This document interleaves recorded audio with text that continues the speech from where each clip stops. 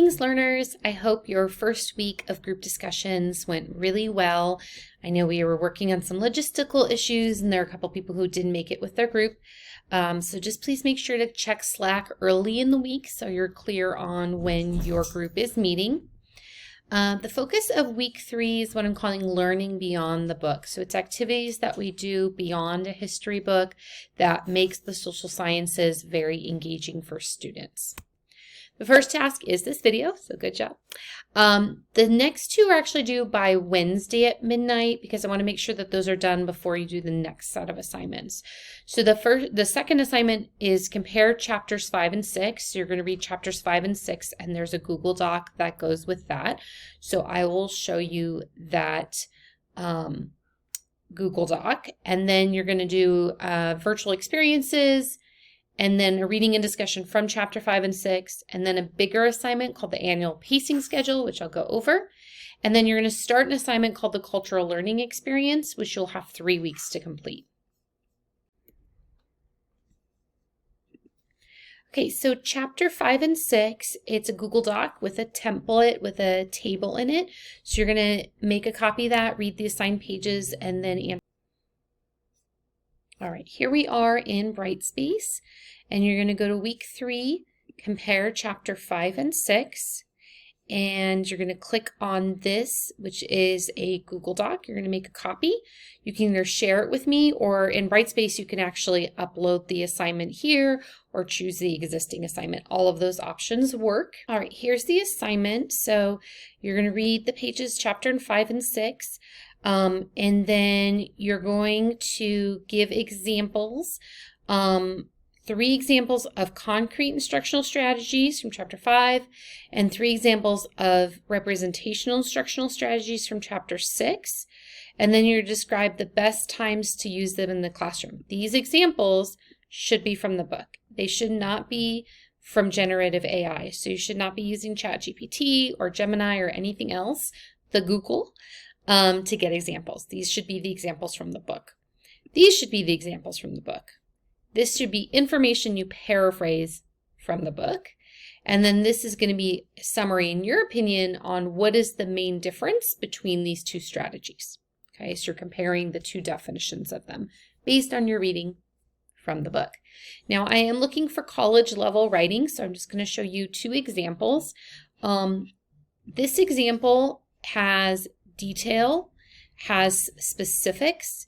It is clear that the student read the book. Okay, the difference is clear. This example does not have enough detail. Okay, this is a list, so maybe they scanned the book and they found the words, but they do need to be specific strategies. Field trips by themselves are not a strategy. I can take my students on a field trip and they can learn absolutely nothing. What am I doing on that field trip that's making that a concrete instructional strategy, if it is? This is okay here. So it's this part here that would need improvement to be able to get full credit for the assignment. Okay, after you compare chapters 5 and 6, you're going to look at some different resources about virtual experiences, and you're going to add them to a Padlet. A Padlet is like a virtual bulletin board. I use them throughout my classes, so this will not be the first time. What's really important about the Padlet is that you either sign in and create a free account. I have a free account. I've had a free account for 10 years. Or you add your name, because I want to make sure you get credit. All right, let's take a look at the directions for that. All right, here we are in week 3. Here's the assignment, learning beyond the book, virtual experiences. You're going to look at all of these links. And then you're going to go to this page and you're going to press the plus and you're going to enter in what virtual experiences will you incorporate in your future classroom. Now, you don't know what your budget is, so I say the sky's the limit right now. Dream big because you're not held back by reality. You can also add pictures. The next assignment is the reading discussion group. They were fantastic in week 2. Just make sure that you're connecting with your group and you're reaching out to me early enough that I can switch you if you need to be in a different group. I know work schedules change sometimes, but there is so much benefit to having these discussions. It's really, really important to me. A lot of people make lifelong friends and people they can reach out to as they're beginning their careers.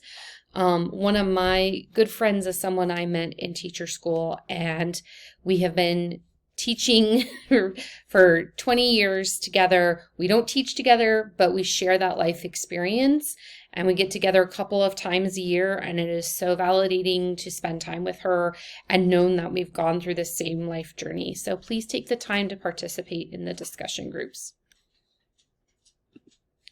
This is the rubric for the discussion groups. Remember that you are only graded on your participation. You are not graded on anyone else's participation. So if you guys set a time, everyone's going to meet at 4 and you're the only one who's there at 4, post your stuff and you're done, because I'll see that trail of when you guys had made your appointment on Slack. All right, now this assignment is a bigger assignment. This is an assignment all students in Education 385, regardless of the professor, have to do, and it's called an annual pacing schedule. And I have some really good examples for you, so please take the time to look at the examples. Let's look at the directions on Brightspace. Right, these are the directions on Brightspace, and so what you're going to do is you are going to make a calendar for a school year of social studies content. You're going to pick a grade level. Now that you know about standards, you're going to align that standards, and you're going to put in a big idea, some activities, resources. You're not going into full lessons, but every month should include at least one piece of children's literature, picture book, or informational book, because we want to teach literacy and reading and writing through the content areas, because students learn more when we teach English through the content areas and math through the content areas. Again, you're focusing on the big pictures. So this is a Google Doc example here. Okay, so you can see the detail. I think another thing that's really important is to make sure that when you copy and paste the standards, that after you're all done with your assignment, you go through and you make everything the same font. That's really important. It shows that you're a professional and that you are committed to your work. Another option is a Google slide deck. So you can see that she did it like this. It's fantastic example. I've also seen a really great one in a Google Sheet. So if you love sheets, I do, there's a sheet for that.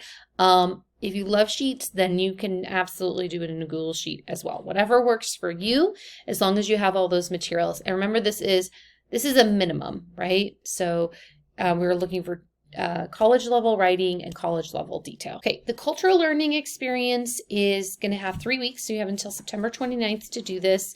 You're going to go out into the community and you're going to experience something different than your culture. That could be a different grocery store, a different restaurant, a different church, a different cultural festival. There are a lot of festivals in the fall, but you're going to go out and experience something that's different than yours. And again, this is an assignment that all students in Education 385 do, regardless of their professor. So you have 3 weeks to go out into the community, and then it's just a thoughtful and reflective analysis. And that's it. It's about 3/4 to a page. This is what I experienced. This is what I felt while I was doing that. I do have a rubric for this. Is the last assignment for week 3. Again, it's assigned in week 3, but it's due September 29th, so 3/4, the end of week 5.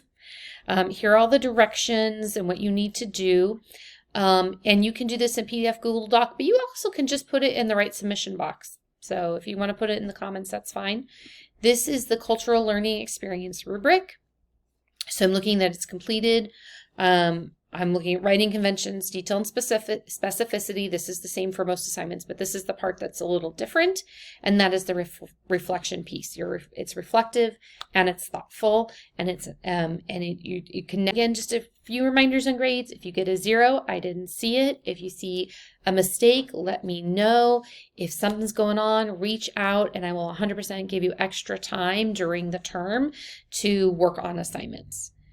I hope you have a fantastic week and enjoy that extra day off on Labor Day. I hope you get it. And I will talk to you guys soon. All right, take care. Bye.